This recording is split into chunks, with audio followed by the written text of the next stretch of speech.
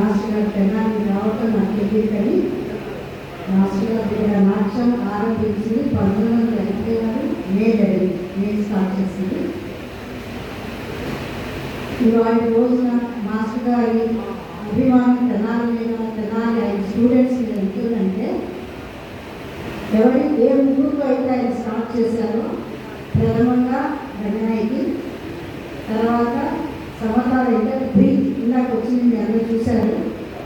తర్వాత నేను, ఎందుకంటే ప్రీతి రంగనాయకి చేసిన తర్వాత నేను చేశాను, నాకు గుర్తుంది.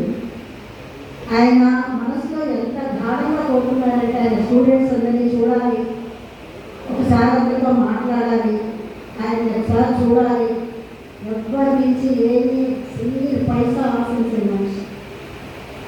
ఒక్కటి చెప్తున్నా, గురువు అనేది మనం ఉన్నంత వరకు మన ఉన్నతికి, పురోగతికి అమ్మా నాన్న జన్మనిస్తారు.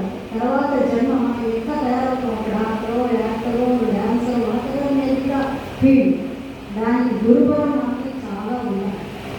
ఆయన నిస్వార్థంగా ఆశించారు, నిస్వార్థంగా నేర్పించారు. అది నేను ఘంటాపరంగా చెప్పగలను. ఇందాక మా రంగనాయకి చెప్పినట్టుగా ఏదో కారణం వల్ల ఎక్కడో అక్కడ స్పర్ధగా వచ్చేది చాలా కరెక్ట్ మాటది. నేర్చుకుంటూ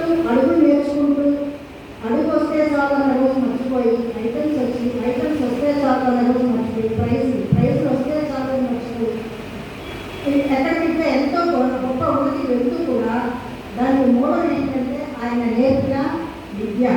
అంటే దాని మీద మనకి అంత అకుంఠిత దీక్ష ఆయన మనం క్రియేట్ చేశారు. అది మనం సదా తెలుసుకోండి.